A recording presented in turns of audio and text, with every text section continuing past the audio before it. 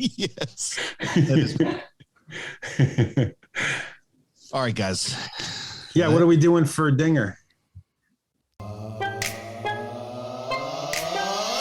boy, I'm in it. Why me crack it? Why me roll? Why me crack that soldier boy? That Superman. Now why me crack that soldier? Now why me crack that soldier? Now why me crack that soldier? Now why me crack that soldier? Now what?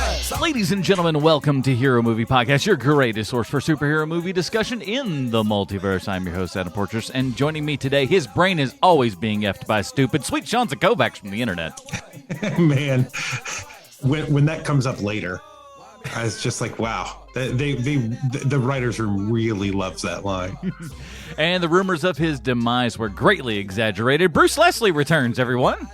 I'm a prickly pear, and I was in South Dakota yesterday. Oh, that's everybody's excuse for why they miss a podcast. You know, I was just in South Dakota. I wanted to be there, but South Dakota just calls, and boy, you got to pick up the phone when they call. I was going to say, I mean, who doesn't go to South Dakota every now and then?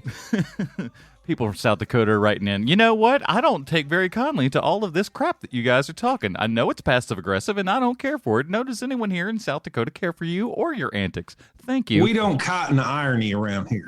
Don't like any of it. But what we do like is The Boys, because we are back for our second half of season 3, which is actually a little bit more than second half, because we covered the first 3 episodes a couple weeks back here. So we're going to cover the rest of the season all the way up to episode 8 here in So The Adam, Boys I got to season 3. ask you, Yes, how sir. did you watch this? Did you watch it all in one big slam, or did you like parse it out like a normal person? Baby, I slammed it today, and it was... oh my God. Why do you do that to yourself? Well, listen, I won't go into details, but I had other things to do in the other days Very good. going around here. Yes, so, very good. yeah. So I watched the first 3 episodes when we did the last episode, you know, on The Boys. And then on the weekend that the final episode came out, I went ahead and finished out the season that weekend. I went ahead and broke both my feet. Yeah. So that's how I watched it. I watched it 3 + 5 = 8. Listen, the math sounds right to me. Before we get going into that, boys, let's make sure that we thank everyone that supports this show over at patreon.com/HMP, pre-show, post-show, Dinger Zone. And this is the new day of the month, or the first day of the month, rather, for all this kind of good stuff. And all of the new ones have gone through, but... as of this recording, we don't know who's all at the top of the food chain here, so we'll talk about all of that next week. And again, remember, if you guys are supporters over at patreon.com/HMP and you want to plug some of your stuff, drop us a line here. That's what we're all here for. We love you guys, and thank you so much for supporting this here podcast week after week, month after month, and we really appreciate it, guys. So let's get into it now. It's impossible for me to find a family-friendly trailer for The Boys Season 3, so I'm just going to leave it to Sean and Bruce to improvise what they think the best trailer would sound like. What is that large thing wrapping around my neck at this party? Oh my God, the most horrible thing I've ever seen on a television show in the last 20 years just happened. Oh, you may not believe it, but Mother's Milk is really good at eating. Let's go on to something else. Well, that was the improvised trailer that we just did for you. But let's see if we can pull something else out. It's time for Bruce's comic book connection. Oh, he's been on the road. I don't know if that he has anything, but we'll see what he's got, Bruce. I'm going to try to impress you guys with another off the top of my head, because you guys can verify. I thought you were doing Super Pets today. Yeah, I really did. I was like, well, I'm going to have to miss yet another one, because there's no way I'm going to Did you know who the third member of this podcast is? Me? I'm the third member. Somebody else along. But anyway, technically he is the N1 because he was the last one to figure out that this was an actual show. So that's probably technically true.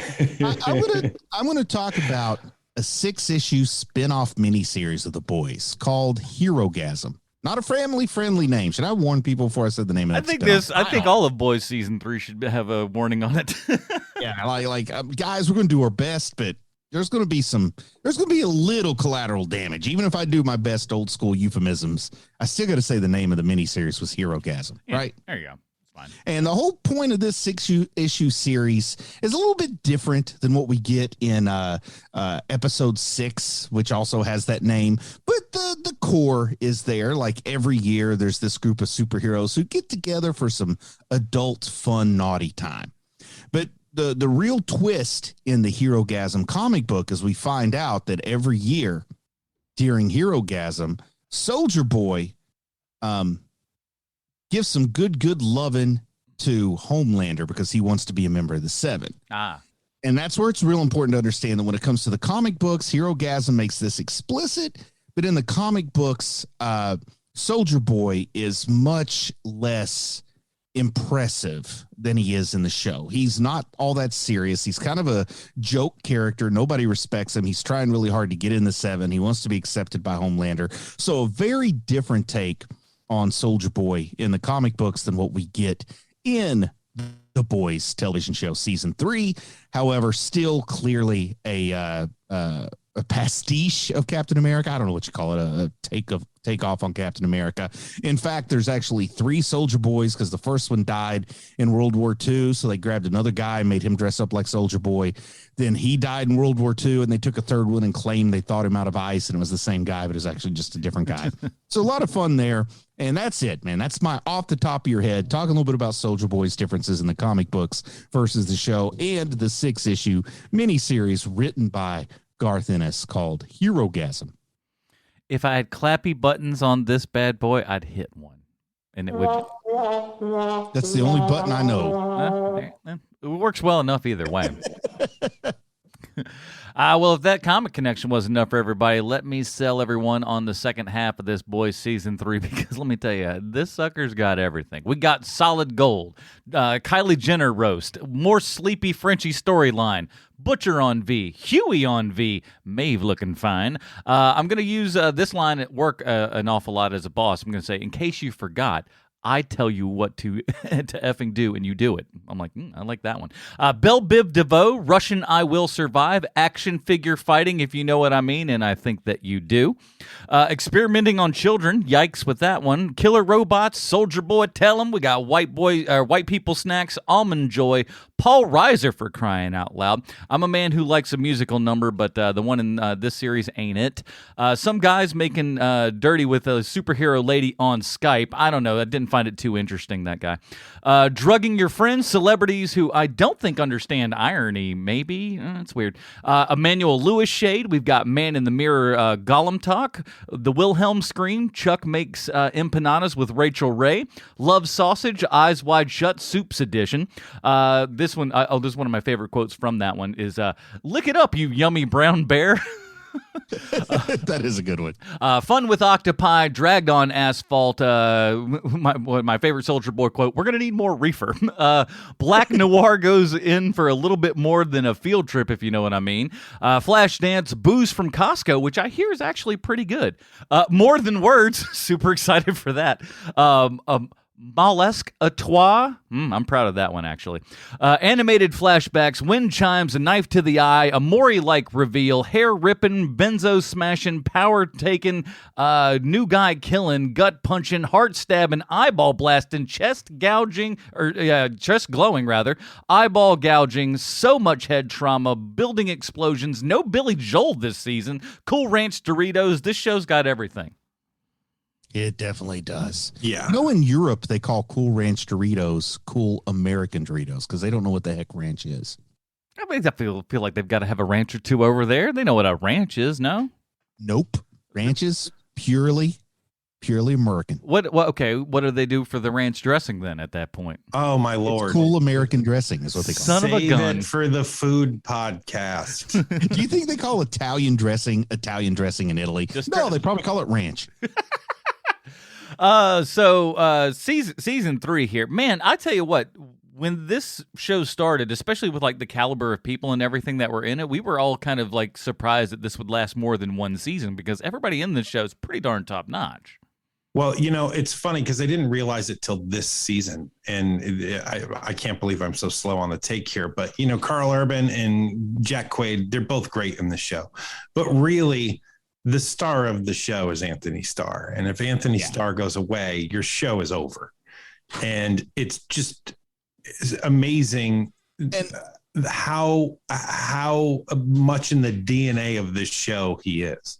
And what was Anthony Starr on? Banshee or something? Yes, he was on Banshee for 3 years. And I mean, he was great there, but I don't think that Anthony Starr was like, I'm trying to think of the right way to put it, because he's a good actor. People, casting directors know he's a good actor. They know he's a good person to cast, but he's not the kind of guy who sells tickets Not to a the household show. name, yeah. Yeah, that's a good way to put it. I think he probably is now.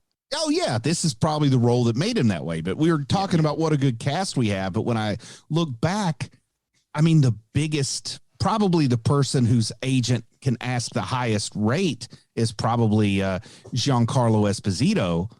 And he's kind of absentee this season. Like, he's busy maybe doing Mandalorian season 3 or something. Or Saul. Or Better Call Saul. That guy's doing a little bit of work. On those 2 shows, that'd be great. He's doing a little bit of work that Yeah, the guy's busy. The guy's busy. So they've just barely still got him. I mean, Elizabeth Shue was gone after season 1. Now, let me ask you this. Do you think that, like, I mean, obviously, I'm sure part of it comes into play and stuff, but surely they wrote that around like, well, listen, he's kind of big. We kind of can't keep him on forever here, so let's just kind of write around this as best we can. To kind I think he told him I'm only available during this very small window of time. Yes. To make it work. I don't think that it was the other way around. No, yes. I mean, maybe I phrased it in an odd way to make it sound like he's the one around who's going, well, you're going to need to cut your show now because I'm leaving. I don't mean like that. This week that the rumor mill has been a stirring that they're talking to him to play Dr. Doom. Oh, wow. Here's the thing. I don't like it just because I don't believe he's of big enough stature. Not that I don't think he's a good enough actor, because he certainly is. I just don't think he's big enough in stature to make that role work for him. They'll put lifts in his shoes. I mean, they put lifts in Anthony Starr shoes, but he still looks awful small in a lot of these scenes if you look at him just right. Josh Brolin is only 5'1.5", and he played. Robert Downey Jr., 4'10". Hollywood is good with these trick photography. You put those cameras right at that belt buckle, it makes them look gigantic. That's all you got to do. It's pretty simple. I don't know if I've said this before publicly, and I probably have, but I'm off of shows once they're done with ideas. Once I see that they're treading water. Oh, okay, you're just doing the same thing, just in a different way. Mm-hmm. Like, I'm out. And that's why this 3rd season really surprised me, because I was almost certain it was going to be just more of the exact same thing that we got. Well, let's talk about this, Sean. I think you and I might have a little discussion here, a little dichotomy of opinion. No, I think it's great. I think because I'm thinking like I wouldn't have minded if this was the last season. Oh, me neither. I wish it was. Really getting dangerously close. Well, the reason why I think season 4 is going to be dramatically different than this season is because they're doing the same thing that Star Wars is doing, which is that they're making it so that there's no stakes, and that is a problem. Yeah, and I'm just going to say the Soldier Boy story arc seemed pretty darn similar to the Stormfront story arc to me. You're just switching the team that he played for during World War II. Oh, really? Yes, you got this like Homelander's the biggest, baddest thing. Then you find that there's this secret old school hero from, the early days of V and Vought. And then you start to find out like the secrets behind him, like Stormfront turned out to be a Nazi. Then with Soldier Boy, he just turns out to be a jerk. And it really gets the idea that power corrupts, so it's not it's not necessarily that they're giving bad people superpowers, but the superpowers are making common people into bad people. For me, it's the big change with Soldier Boy is that he causes just immense collateral damage when he loses it, and I think that is the interesting wrinkle to this character versus what we've seen in the past from this show, because they do treat it, as cutting and as sarcastic and as nihilist as this show can get.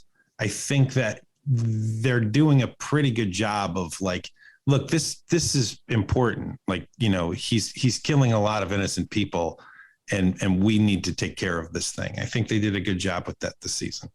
And I do think they missed. I don't know if we want to go ahead and start jumping to the ending on this, or if we probably should talk about some of the middle stuff. Sure. But I'm just going to say one of my critiques for the season is I felt like they had a chance to do something really interesting and they didn't with the ending. And we'll talk more about that, I guess, when we get to that part of it. But I really feel like they had a chance to do something super duper interesting here. And instead we got kind of like status quo. We're going to set up for another season of how are we going to try to kill Homelander and fail, and how's Homelander going to get more egotistical? Like there comes a point where it can't keep growing. You got to face off. Yeah, you can only move that cape away from that bull so many times before you just go like, all right, is this all we're doing? Season two was at a date and time where I was a little more engaged in its commentary on the political environment of the world, specifically that of America, with Stormfront. I was in a place where I could connect with what they were doing. This year, it got to the point, or this season, I should say, it got to the point where it didn't even feel like satire or parody. It just felt like they changed the names to protect the guilty. Like it didn't even feel like satire or parody sometimes. It felt like it was just too much. Like this is just directly what we've all kind of gone through and we're all sort of sick of. And I don't know that we really need more of the retreading the same water over and over again. We don't need more blatant political analogies to the U.S. Yeah, it feels like you certainly did it last season, and I don't completely disagree with you, Bruce. I think I think one good season of that makes sense, but then especially the way this ended with Homelander going down and doing something despicable, and the people cheering him for it, like that felt like a season 2 thing. Yeah, you're right. Going in season 3 is risking running something into the ground. You know what I mean? That's the best way. And I don't want him to try and do the thing where it goes on so long it comes back around to being funny again. I don't want to do that. Man, I'm so tired of that bit. Yeah, it doesn't need to become a, what wacky way can Homelander get out of another, big trap or something like that. He doesn't need to be Mr. Magoo. Do either of you guys have any idea what the COVID impact was on production? Well, they just didn't shoot it. I mean, this is one of the shows that they kept kicking the can down the road. When did season 2 wrap? Oh, geez, you're talking pre-COVID? No, it was mid-COVID. Okay. I thought it might have been pre-COVID because I couldn't even quite remember when season 2 wrapped at this point. But it felt like a lot of this was written in 2020. And instead of updating the script when they finally shot it, they just stuck with some of it. I could see that. Some of it felt like it might have been fresher when they wrote it, and then they didn't freshen it up. Well, one of the things that they really are leaning into, especially in this last season here, is that it feels very, very Garth Ennis-y, and not the war Garth Ennis, but the shock and awe Garth Ennis. Yeah, the Garth Ennis that really got everybody's attention, but then we all turned 20 and we were then the 90s were over and we became adults. I mean, we're all always gonna love Preacher, but when he starts trying to out Preacher with things like Crossed and The Boys, I mean, it's just like, forget it. And one of the things this year that I also figured out was that just how much the writer's room loves the Deep. They love that actor. They love his delivery on everything, and they keep giving him more and more to do because that character should be basically one note, and they're making him something far, far more. And he shouldn't be around a whole bunch. Like if you really kind of think about it, the character doesn't need to be anywhere near any of this stuff. Purely personality driven because his powers, his storyline don't really need to be there. Right. Here's my question: what kind of opportunities come along for Chase Crawford after The Boys wraps? Let's say season 4 is the final season. Well, if he wants to go opposite, because that's what most actors want to do, right? So, you have take somebody like Chris Evans, who now that he's no longer Captain America, he is the villain in everything now because that's just what he wants to do. Yeah.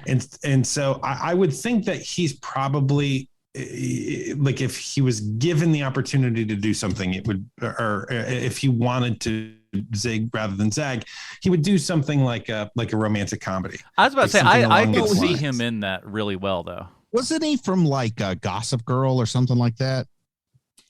No clue. I couldn't tell you. I don't. Yeah, know. it was from something that would fit in on the CW, even if it wasn't Gossip Girl, it would fit in there. He was kind of a, Riverdale type heartthrob kind of guy. So this was a big change for him. And like he heard, you get a role in this superhero show. He wasn't familiar with the boys. He accepted the role. Then he got the script for the first episode and thought, oh man, my career is over. Like this is it. I'm never going to work it, because his career wasn't in a good spot when he took this role. Well, he's now I think he's going to be huge after this. He's got two things in production right now as we're speaking. One of them is called Riptide, and it's not based on the TV show from the 80s, which is unfortunate. It says when a biker gang's drug operation is raided by the ATF, the gang leader's two sons develop differing views about the gang's future. So which gang leader's son do you think Chase Crawford would be? Well, that's what he is for sure. Capulets or Montagues? Which one is it? and then he's in something called Reunion, which is a murder takes place in a high school reunion party. A snowstorm leaves the guests trapped in an isolated mansion. So this is probably a Simpsons episode. This looks like, the way that they're writing to it sounds like it's a comedy, but I thought it was a Rian Johnson film. No, it's not. It's and that's coming out soon too, right? The sequel is coming out. I would love it if Knives Out 2 starred Chase Crawford as Benoit Blanc. But he is the main character. Chase Crawford is the main character in that. I think this is going to be like huge for the second half of his career. I could also see him like going kind of down like a Jeremy Renner sort of path as well. Because he was getting a little too old to be the teeny bopper idol, but he's still a handsome guy, and to give him all this pathos, and he can act. The bottom line is he can act because he really portrays the pathos and the conflicting nature of what he's doing. I think he might be doing the best acting job on this show. Now, not necessarily the most charismatic or the most enjoyable because of what he's being asked to do. He's making love to mollusks. So come on. I think he has the most range in what he's asked to do. Of course, nobody's going to have the charisma that Anthony Starr or even Carl Urban, man. Just the first two seasons in particular, you couldn't help but just be like drawn to that dysfunctional leader of the group. I think he gets a little too annoying for me in season 3, but still he's got that Carl Urban charisma comes through. Like Billy Butcher, from a guy who's had a lot of roles, I think Billy Butcher is the role Carl Urban seems best suited for. He was from Chase Crawford was from Gossip Girl. There you go. That is confirmed. I think with those, Girl is like the Umbrella Academy of the early 2000s, right? It just kind of keeps spreading. There you go.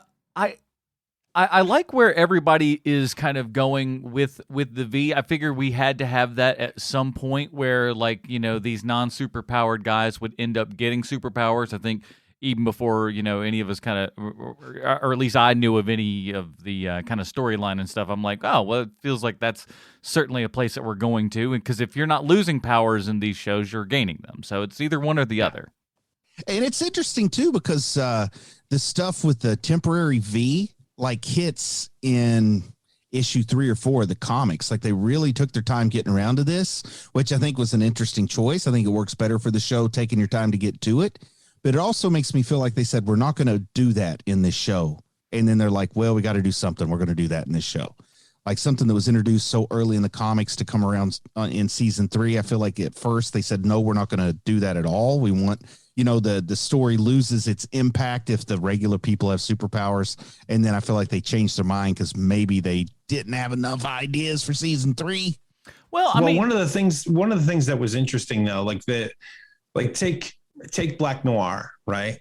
Black Noir in the comic is just Homelander, a Homelander clone, right? Yeah, Black Noir in the comic way too much of a match for Soldier Boy. So that was a big change there where he's afraid of Soldier Boy. And to have that character go to the abandoned Chuck E. Cheese and all the cartoon characters speak to him all the time is one of the highlights of this season. And I think the only end credit scene that I've seen so far out of 3 seasons of The Boys was at the end of that episode when the little beaver comes out and stutters a little bit. I didn't see that. It's my favorite part of the show, and that's what I mean by like they're not bankrupt with ideas. And I like that too because it's totally fresh. It's not from the comics. I like stuff that seems a little off the wall, like where the heck did that idea come from? And it totally feels like that. Now, I heard some people complain that they didn't understand it. It didn't move the story along. It didn't go anywhere. But get out of here. Those people are stupid. Yeah, I think it's a great way to show us the organic brain injury, the brain damage that Black Noir suffered after Soldier Boy mushed his head in, basically, and gives us a proper backstory and stuff, and does it in a way that's honestly more entertaining than it would have been if they'd actually filmed the darn thing. Yeah, and I mean, think about all of the Kamiko sequences this year too. Like that shows me that they're not bankrupt for ideas. It's like they're doing interesting stuff. They're taking chances with things. It felt like this should have been the. I still call her the female because that's her name in the comics, but it feels like this should be the female part 2 movie because she loses her powers for most of it. That's true. That's true. But that was another one of those things, like taking her powers away just to give them back to her. And yeah, there was a little bit explored there, but I wouldn't mind if her powers had either stayed gone or hadn't left in the first place. It was the fastest turn for that. Does she turn in the same episode? No, it's the next one. But like it's not long, man. It is so really, fast. She's like, I regret everything. that really felt to me like something that should have been a longer storyline, or that we should have had to deal with those consequences more. Or when she did try to get her powers back, suddenly they come back. Exactly. Somebody that wants out for a good long time finally gets out, and then is out for a bit and has that, oh God, I need to go back so I can finish, helping out, whatever, blah, blah, blah. Also, she's not exactly Ben Grimm. Like, we all understand why Ben Grimm wants to be human again. Right. But if she doesn't want to kill people, she doesn't have to. Like, if you tell me somebody could shoot you in the head and you would survive it, or somebody could shoot you in the head and you would die, I'd say, I don't want to be a freak, but I kind of like, being bulletproof. So, like, she doesn't have to do anything with her powers. She's not the Thing. So that's why, like, at least when her powers were gone, maybe she could talk again. Like, give us some reason why she wants her powers gone. And I kind of thought but isn't that where they were headed with that?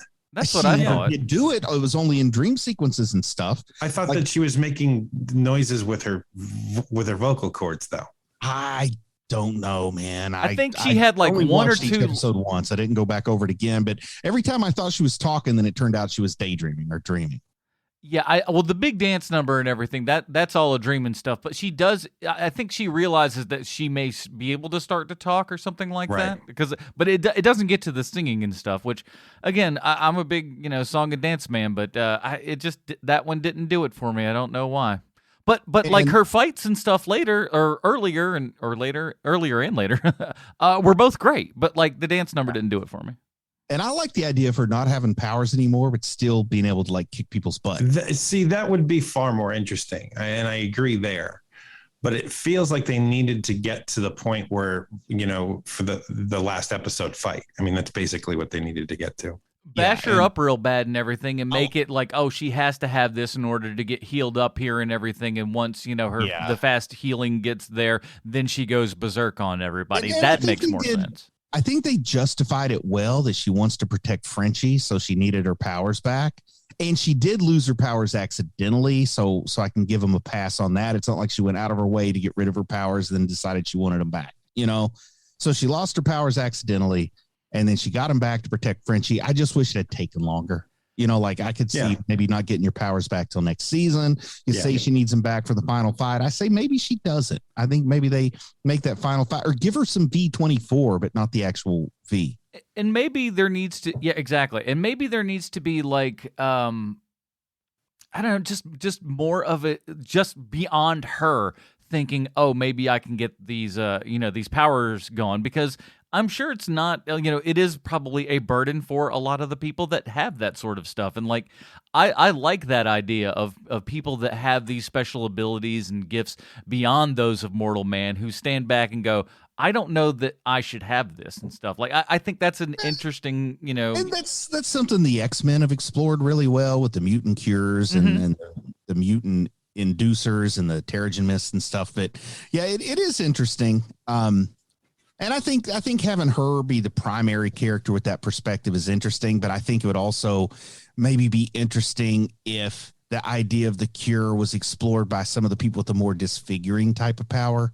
Like we've had a few people that don't look like, the guy with the gigantic climbing schlong. That can't be convenient. Yeah. I always get in the way. I always go back to the like the kind of early 2000s there and Dr. Doom over in Geonosis and stuff, and getting all like the kind of mutant kids over there that don't really have powers that manifest into anything. It's like the one guy's like, what's his power? He looks like a bird. He doesn't really fly. Yes, he just his face. Those Grant Morrison characters. Yeah, exactly. Grant Morrison run. Yeah, exactly. So it's just like, well, that's just what he does. He's just this beaky looking kid, and that's his mutant quote unquote power. So I've been leading up to something here, which is that last week we saw Jet Li's The One, and the movie is okay. Like it's totally passable. Okay. Yeah, it's all right. The problem with that movie is that it doesn't have any of those moments where you're like, wow, where you're like, that is brilliant. That is clever. That is neat. Like that you're going to take that home with you. And one of the things that The Boys definitely has is that there are moments in the show, whether it's something funny or something disgusting or something awful, but they also are clever. And so the thing that's the most clever this season to me is when A-Train takes out Blue Hawk and he has the heart attack and you don't know what's going to happen. And they end up giving him the heart so that now he can run fast again because that guy's also super powered. I love that scene. And that was a much better way to deal with losing your powers and getting it back than with the female. That is something that is like, for me, that is one of those lock moments where it's like, oh, these guys really know what they're doing. And it's the moment where I was like, okay, I'm completely in on this season again, even though I kind of liked it already. But that moment there, I was like, wow, they know what they're doing. And that Blue Hawk storyline and Blue Hawk commentary is also something I could have got along with a little more in season 2 than in season 3. Sure. Because not only is it just entirely on the nose, but it's also, I don't want to like come across the wrong way by saying it's kind of stale, but that stuff was in the news 2 years ago. Yeah, it is. Always it's very stale. But it doesn't. But that plot line has almost nothing to do. It's almost like it was a feint that like you think we're doing this with this, but actually what we're showing you is that A-Train really doesn't care about literally anyone. Well, now did you ever see the episode of the Jeffersons where the terribly racist white guy is in a car wreck and he needs a blood transfusion and George has the right blood type and he gives him George's blood. And when he found out, he said, you should have let me die. And that was like the way the episode ended. Welcome to Jefferson's talk, guys. Like I love Jefferson. I think it would have been, I almost got that feeling from A-Train here. Like he almost would have rather died than have this guy's heart. Well, for me, it's more like when he's talking to his brother after all this is said and done. He's talking to his brother and his brother's like, I did not ask you to do this. I don't want you to do this. And I don't want to see you anymore because you clearly aren't thinking about me at all. Well, if you're a murderer, the bottom line is, it doesn't matter if you were justified in killing the guy, you're a murderer and I don't want a murderer in my house. And let me just make this public now.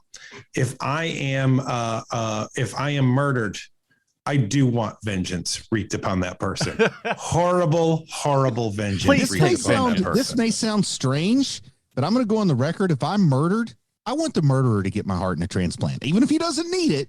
I want him to get it. I want him forcibly to take it. I think A-Train had like just this guy ate a lot of Fritos. I was going to say, then who has the revenge? Because my heart is not in great shape. I just took 12 years off your life, buddy. You killed me. I'm killing you just slowly. I'm slowly strangling you like a turtleneck that's a little too tight. A-Train stuff is great because, like, I love the path that this kind of character is taking because he is trying hard, but he's also a really horrible person. Yeah. He's got to learn how to be a good guy. And another thing with him that was just too on the nose was the whole Kylie Jenner Pepsi commercial. Oh yeah, man, that's like rough. some of that stuff is just too on the nose. Yes. And like I said before, 2 years ago would have been relevant. Yeah, a little late for it. I do like, I will say this is, as somebody who kind of, fancies himself more down the middle, they poke enough at all sides, which I think is nice, and it's kind of refreshing to see in a lot of shows where I'm like, oh, okay, everybody's getting a little bit of little bit of action here somewhere or the other, which is nice. And wasn't there like a Netflix show or some streaming channel show where a person of color was trying to explore their roots and it was kind of cheesy, and they really seemed to mimic that? Oh, too. there's a ton of those, and the best part is like when they find out some stuff that they were not looking for, and like the kind of devastation in some of their faces where they're just like, oh no. My rich ancestry is not exactly what I thought it was. I don't give two craps about ancestry and all that kind of crap. It's just not a thing that. But yeah, they have that show that they're working on for A-Train, which looks like something on Nat Geo, where I'm a black man and I will go to Africa to be even blacker, or something weird like that. Well, yeah, and again, that's another like great thing that I like, that where we're pointing at Vought and all the things that Vought does, and I like that actually has taken over, the Giancarlo Esposito role, and everything, and that's now she's the one that's in charge with all of that. And I like the slow play payoff, like on her pulling her hair out throughout the show. Like, man, comes real nicely there at the end. She is Colby Menifee. Like, I don't know, I don't know where her career is headed, but this is one of those roles where, like, you remember the movie Dave? Oh, love Dave. Yes. And we're walking. Mm-hmm. That part is 30 seconds of that movie. And every single time I saw her in a Bonnie Hunt and another thing after that, I was like, oh, it's that lady who I love. This is the same thing for me with Colby Menifee, because she is so great in this role. And she literally, it's one of those moments where it's like, I don't know if this is, like, again, perfect casting. And they were like, well, this woman's clearly on the edge. So let's bring her in. The guy from Say Anything and Grosse Point Blank. John Cusack? Yeah, John Cusack. His sister. I think Colby Menifee can get the roles that once went to his sister. Like, I think she can be that type of actor. One of his sisters is on the show. One of John Cusack's sisters? Yeah, Ann Cusack is on the show, is on The Boys. Who is she? She was on the first season, I want to say. Because I was thinking of Joan more specifically. Right. And I do love Joan. Wow, I didn't know Annie Cusack was on the show. But I think that Colby Menifee could take some of the roles that used to go to Joan Cusack. I could see that. Which is unfortunate because she's so great. Yeah. Everyone's great. So I want to talk a little bit. I want to talk a little bit about sincere. My Lord. The sex that was an Adam Portress level of sincerity. Lord. That is, what was it? My God, you should feel awful about yourself right now. Yeah, I have nothing but remorse. Okay, so the hero gasm. Oh yeah. Let's make your point abundantly clear right now. Yes, please. But, we in no way endorse any kind of sexism or racism on the show. So moving on to hero gasm. I think that they stepped on their own toes here with man, because they had that whole termite thing in like episode 1. Yes. And either you make hero gasm happen in episode 1 or you make the termite thing happen in hero gasm. Yes. But you can't totally like you can't give us just a regular party with something that far out and incredible and disgusting and memorable, then give us the big 70th anniversary superhero orgy, which is really boring. Like, it's not even as exciting as far as, like, compared to the thing that went on with the termite. This might as well be like the beginning of Old School when everybody shows up for the orgy. Like, it's pretty boring. It feels like they started out like on a good path, and then all of a sudden the paper was due, and they were like, "Oh boy, we gotta we got to rush through this sucker. How much of this can we do in post, you say? And the only thing that really worked in the Hero-gasm episode for me at all, like I thought this was where season 3 started to drag a little bit. I think it went out with a little bit of a whimper compared to how strongly it came in. But the only thing that really worked for me in Hero-gasm is that it made absolute sense that Huey would pop in buck naked and walk around. Like that was kind of funny. I do But love the how rest of it that's a also weird subset of that power is him moving really fast and doing so removes all of his clothing. And if he does it with someone else, also their clothing as well. Yeah, he's teleporting. He's not moving fast. Well, He's whatever. You know what I mean. Yeah, and I think that makes sense because, like, you know, why would my ability to teleport take my clothes with me? Like, there's got to be a limit to how much you take with you. Yeah, that's what I always liked about Cusack. Ann Cusack is Annie's mom on the show. Oh, whoa. I totally didn't recognize her. Wow. Because she showed up this season too then. Yes. She's been on all 3 seasons. Wow. Well, good for her. Finally, those Cusacks getting work. Yeah, let's go back to your blazing hot point about a Hero-gasm. Yeah, I think I already made it. It's just they stepped on their own toes. It was disappointing. This is where I felt like season 3 started to get a little bland, started to disappoint me a little bit. Weren't what I wanted them to be. You're right. I mean, you know, and this is at the point too where there's some storylines that start happening where you're like, oh man, we're going back to this again. And I wasn't feeling that until basically mid-season. And so you are right. I mean, in Hero-gasm is really where all that starts because they kind of overplay their hand. And I think that's the exact verbiage you just used, right? So like, it's one of those things where like, you guys think that you have something that you don't actually have here. Because all of the ads for that were like, oh, get ready, everybody. Oh, boy, if you thought The Boys was bad before. And it's like, dude, we just saw a man blow up inside of another man. Yeah, it's like this is just a whole bunch of people getting it on and a couple of special effects going everywhere. It doesn't feel big or, you know, like you said.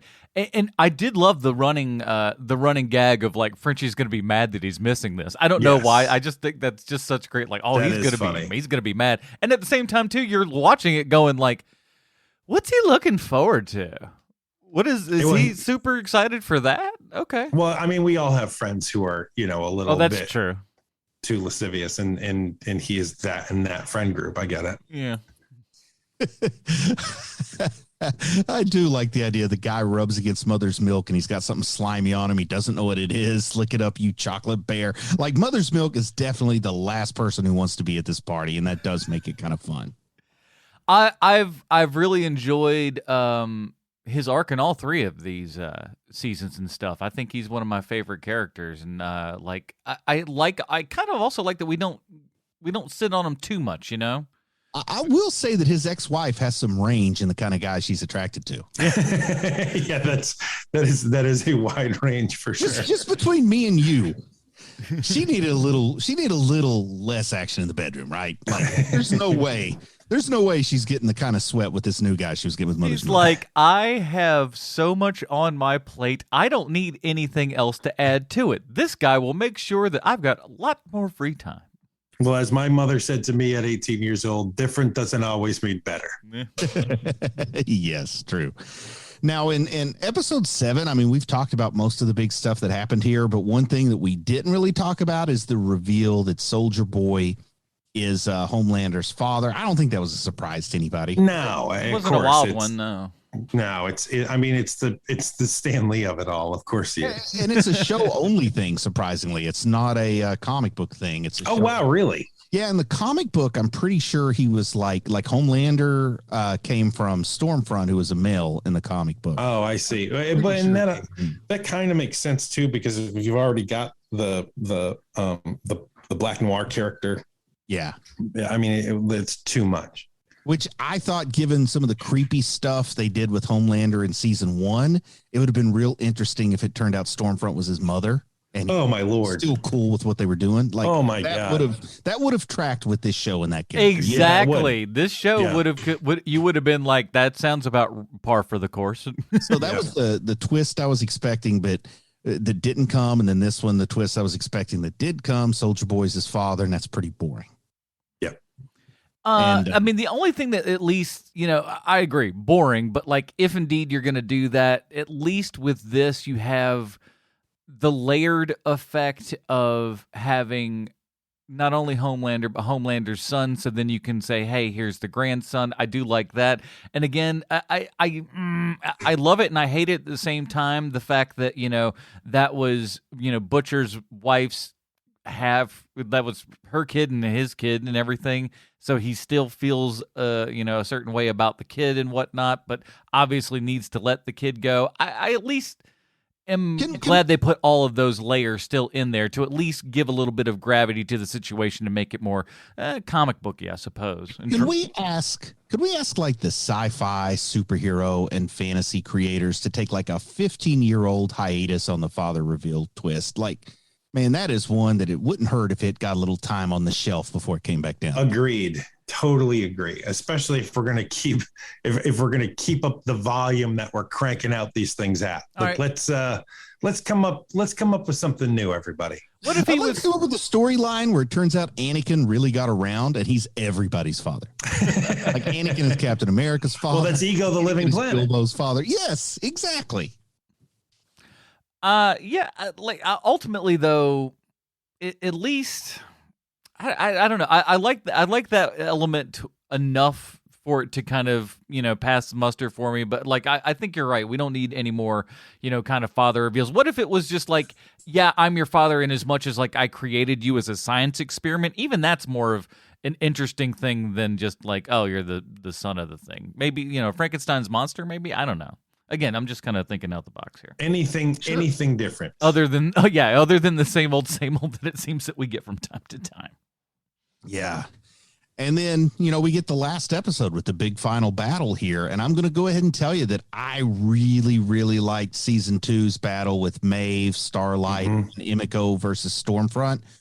Way more than I liked whatever this anticlimactic thing was. Yeah, I agree. And this is the moment where I was saying I'd given Adam the warning that like, I really like season 3, but I don't know how on board I'm going to be with season 4 because, like there's no stakes. If everyone survives that, then there's no stakes. I think season 3 could have been a great place to do one of two things. Either end with both Butcher and Homelander dead, and that's the end of the series, like series finale, or we're in this room. We have this big battle with Soldier Boy. Soldier Boy discharges his chest beam, doesn't hit anybody directly, but everyone in the room loses their superpowers. Yeah. So Homelander has no powers. Maeve has no powers. Starlight has no powers. We can't use V24 anymore for Butcher and Huey. So they've got, in season 4, they've got a depowered Homelander. First off, and the little boy loses his powers too, so he can grow up to be normal. So the first thing we have in season 4 is Homelander trying to figure out how to interface with reality when he has no powers, which is going to be interesting. Plus, he's going to be in Butcher's custody, where, of course, Butcher wants to just kill him in cold-blooded murder, but you got Starlight and Huey and Mother's Milk saying, hey, he's got no powers now. He's no danger to anybody. We can't just kill him. We got to put him on trial, but they don't have enough evidence to convict, blah, blah, blah. So, you get that whole argument. Should we kill him? Should we not kill him? Meanwhile, there's some kind of fanatical follower out there that's going to try to get some more V to Homelander. Of course, he's probably going to get it, and then you have a big fight. But I think they really missed a chance to end this season on a very interesting note that has me wondering what they're going to do in season 4. Right. And instead, they've got it ended where I'm like, how did these people live? Like how is Maeve still alive but with no powers? She fell out of a skyscraper with no powers and she's still alive. She's going off to a farm. The kid's turning pure evil because he's with his dad. And it was kind of cool that also it's kind of cool that Butcher is now on borrowed time because he's got to like hold nothing back now. But it's also kind of a cop out where they said one more dose and you're going to die. He takes that last dose. And he's like, yeah, you only got 18 months left to live. I'm like, come on. The old Rocky defense. It's like, oh, you got one more fight left. One more blow to the head could just like, all right, there's 4 more movies after this. But yeah, you could have like that final season where Butcher wants to see Homelander die before he dies. And we got to deal with all that, and we're not going to get that. We're going to get another season the same. Of course. I mean, it's the most popular show on Amazon. They're going to keep going. Yeah, they really need a reliable spinoff so they don't have to turn this into The Walking Dead, where it's like you're ashamed to say you were a fan. Yeah, you certainly don't want that.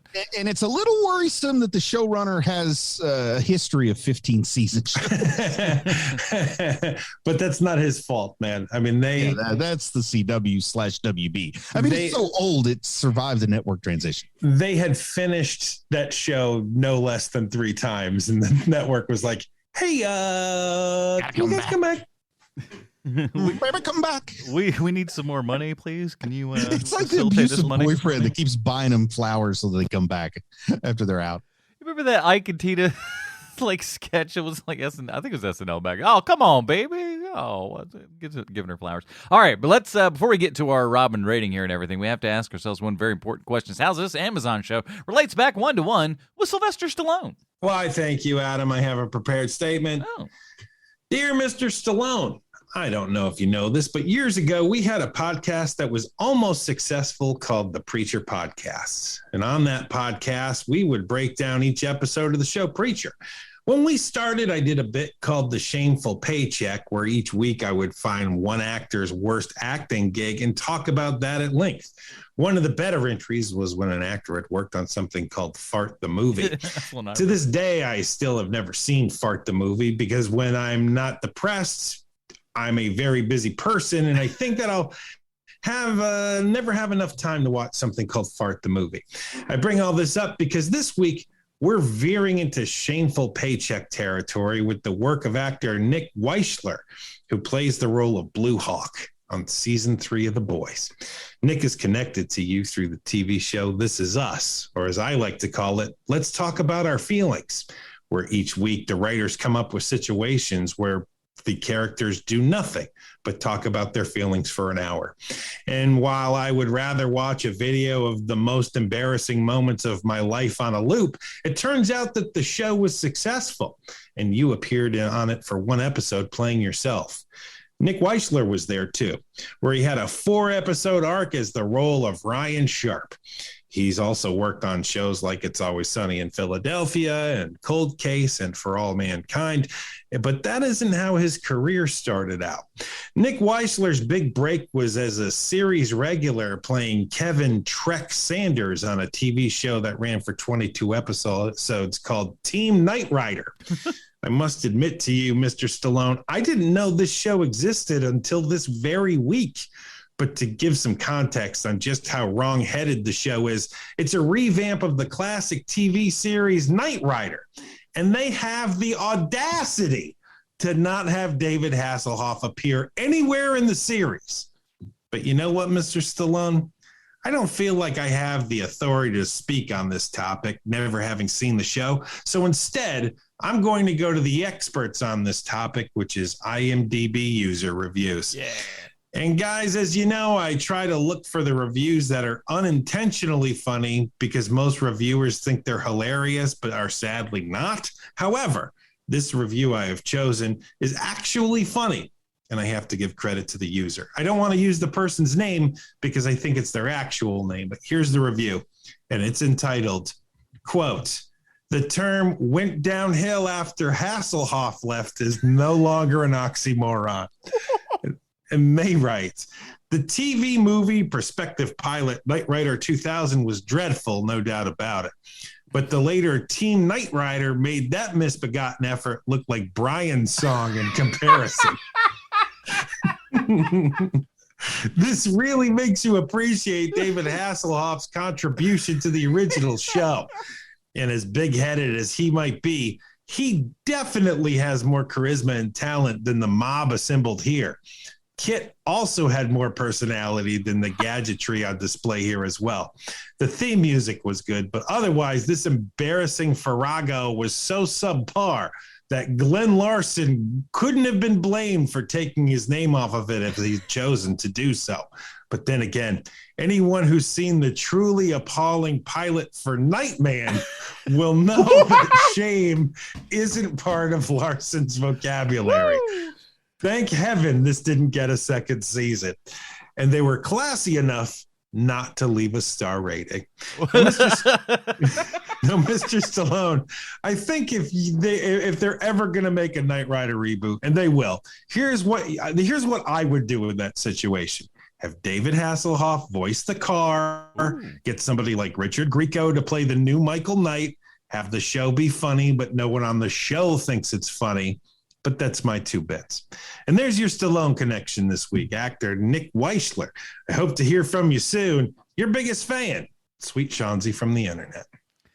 I don't know if you boys saw it. I think it was this week. Our own Sylvester Stallone is going to be in a superhero film where he plays a retired superhero. Did you guys see this? Oh, sir, I know everything about that movie. My goodness. At some point, yes, we're going to have to get on the that. The Samaritan. Look at it. It looked pretty good. It does. It does look good.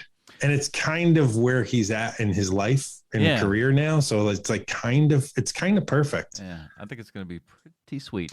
All right, let's get down to it. Here, Movie Podcast, we have our own patented Robin rating system. Bruce, where does The Boys Season 3 fall on the Robin rating system for you? It's still enjoyable, but it's given me some reason to be concerned about what the future holds. I'm not going to blame this season for my concerns about things that haven't happened yet. You know, it wouldn't be fair. But the last 3 episodes did disappoint me a little bit. Did start to slip and slide, but I did have enough fun that I think we're still in Tim Drake territory, but we're going to like right close to that border with Damian Wayne for me. Sean? I am on the same exact train as Bruce, although it seems like I liked it more, but I'm in the same camp. I think that it's a low Tim Drake for me. The thing is, I like the season, but I don't like where it's headed. And I think that we're going to feel that more and more for season 4. But for season 3, this is a low Tim Drake for me. I think I'm going just at Tim Drake. I smashed through this sucker in an afternoon and everything, and really enjoyed it. I never there are moments, of course, the Frenchie storyline parts. You kind of start going, what are we? Okay, we're getting back together. But outside of that, most of the stuff is still very compelling, and you kind of go along with it. I mean, exact same points as you guys. Not sure, that we needed kind of a lot of the same themes over, and not quite sure where we're headed with this. I mean, I really like Bruce's kind of pitch for season 3 that will never happen. But it is a better idea. Yeah, that's a far better idea than what we've kind of seen go on here, or at least where it feels like we're going. But maybe they'll prove us wrong. Maybe they'll prove us wrong for season 4. And like we said, this show is popular enough that I think that they're not going to have a problem with that. But hopefully they don't stretch it too far and go above and beyond anyone's welcome, I suppose. Well, that'll do it, everybody. We got another episode of Here Movie Podcast under our belt. Bruce, thank you for finally coming back and everything. You were gravely missed, sir. Yeah, I'll be back again next month. Show is always better when you're here, sir. Oh yeah, we'll talk about what we're doing next week in just a moment. Until then, Bruce, in that time, where can we find your work? Do you have anything else that's coming out soon? I just want to mention that the town I grew up in, Jackson, Kentucky, Breathitt County, Kentucky, and Eastern Kentucky, is underwater. They've had some horrific flooding the last 4 or 5 days in Eastern Kentucky. And if anybody is so inclined, you can go to kentucky.gov, and that's the state's official website. And at kentucky.gov, there's a little banner at the top that says donate to the Team Eastern Kentucky Flood Relief Fund at teamkentuckyfloodrelieffund.ky.gov. You can just click on that banner. You don't have to remember the Team KY Flood Relief Fund.ky.gov or whatever. It's just too much. But you go to kentucky.gov. It's right there at the top. You can donate as little as $5. People I know have lost their homes. People I knew from high school. There was a terrible flood when I was in the 4th grade that destroyed my home. So this is something that's kind of close to my heart. This place is prone to flooding, I guess, since it happened all those years ago. And they say this flood's worse than that one. So, $5 donation, you can get somebody a bottle of water and some Clorox wipes to help clean up this horrible mess that's left behind in their home. You can donate more than $5. It's tax deductible. You can donate in the honor of someone if there's someone who you want to make that donation in honor of. So yes, please consider going to kentucky.gov and donating to Team Kentucky Flood Relief Fund for the terrible, terrible flooding going on in Eastern Kentucky, specifically where I grew up, Breathitt County, Kentucky, Jackson, Kentucky. People I know locally from there are putting together some supplies to deliver. Can't even get there till Tuesday because of the flooding. So yeah, anything helps. Absolutely. Man, I'm sorry to hear that, Bruce. I saw that was happening, and I didn't know if it was in the area you grew up in. So that really sucks. Sorry, dude. Yeah. We'll absolutely put the link for that in the show notes and everything, so people can very easily click on that. Sean, Oh, what that's else? a good idea. No, I'm going to end it there. What, you don't want to go and pump our other bull crap? All right, No, that's fair I enough. think that what Bruce is talking about is like the way a professional would do it is that we would just end the show here. Nope, we are going to do other things. All right, so that is it, everybody. Next week, we're going... Check out Fart the movie. Check out Fart the movie, available for rent now. I thought I would go to YouTube and get it. There is a trailer, but not the whole movie at YouTube. So very disappointing. Fart the movie producers, you need to be putting that out on the YouTube for us. That's one that's going to be on that Pulp TV or Freevee. No, all of a sudden, I promise you, here's what's going to happen. Kino Lorber is going to put out like a Blu-ray of it, and it's going to cost $40, and we're all going the to... Vinegar Syndrome, Mhm. perfect restore. Exactly what's going on there. That is it, everybody. Join us next week when we're talking Neil Gaiman's Sandman on Netflix. Boy, they've been trying to make Sandman forever and a day. Let's see if they finally can pull it off. I mean, hey, Neil Hope Gaiman's it turns involved out with as it. good as Why the Last Man did. Oh my God. Probably. Just you know as what? well. I think that might be the worst example, but I think we have the worst example. So at least we have something to compare to. So we'll be checking that out next week. That is it, everybody. Join us next week for Sandman on Netflix. For Sweet Sean's Kovacs from the internet, Bruce Leslie, I'm Anna Portress. Stay super, everybody. Bye, Marty and Evie.